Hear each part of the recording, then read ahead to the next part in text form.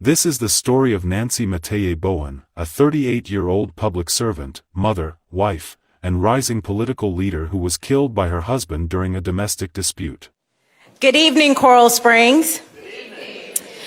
I am your Vice Mayor, Nancy Mateye Bowen, but before I begin my remarks, I would like to acknowledge my parents who are in the audience this evening, Miss Lynn and Marley Mateye. Nancy, who was the Coral Springs City Commission, became Vice Mayor, and was widely recognized as the city's first Black and Haitian American woman commissioner, went off-grid. Her family asked for a welfare check after she went silent, but what police discovered at her house shocked veteran officers, which eventually led to the arrest of her beloved husband.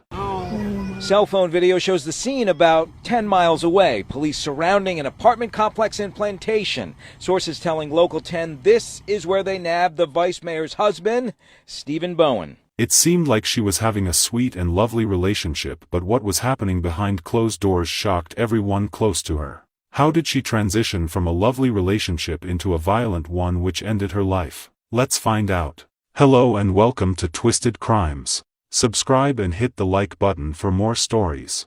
This story takes us to Coral Springs, Florida. Coral Springs, Florida, a suburban city in Broward County known more for families, neighborhoods, schools, and city life than for headline-grabbing violent crime. It is the kind of place where a case like this stands out immediately, especially when the victim is someone the community knows by name. That is part of what made Nancy's death so shocking. It was not just another crime story. It was the loss of a city leader inside a city that knew her. Nancy was known as a woman deeply involved in public service. Hi, my name is Nancy Mateye Bowen, and I am the Vice Mayor of the City of Coral Springs. I ran for office because I believe representation matters. Our communities deserve leaders who reflect their lived experiences and who will fight to make government more accountable, transparent, and fair. For me, good governance means putting people first, listening, engaging, and making decisions that serve the public, not politics. I'm also deeply passionate about protecting our environment. Growing up in Florida, I've seen firsthand the impacts of flooding, rising costs, and climate change on families. I ran to ensure we have resilient solutions that safeguard our health, our homes, and our future. At the heart of it all, I stepped up to serve so every voice is heard, every family has opportunity, and our communities thrive for generations to come. She was the Vice Mayor of Coral Springs and had made history as the city's first Black and Haitian American woman commissioner. I want to share some remarks around Black History Month. February marks Black History Month, as we had recognized today, this evening. It is a tradition that started in the Jim Crow era and was officially recognized in 1976.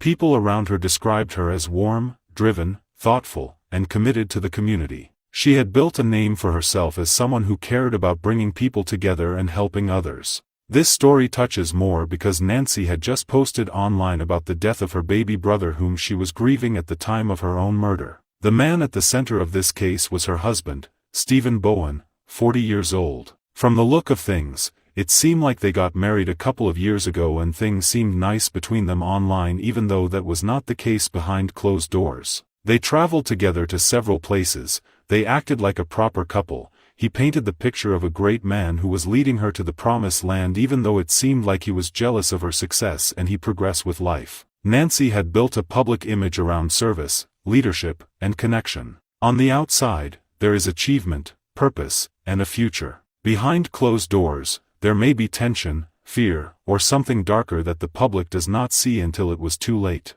On the morning of April 1, 2026, police were called to Nancy's home for a well-being check shortly after 10 in the morning. What led to that check has not been fully laid out publicly in detail, but once officers arrived, they found Nancy dead inside the home. She had been savagely murdered. At that point, the story stopped being about concern for her welfare and became something far worse. A city official had been found dead inside her own house, and the person investigators focused on was her husband.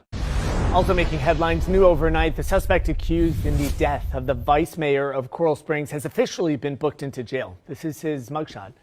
Stephen Bowen is the husband of the victim, Nancy Mateye Bowen. She was found dead in her home.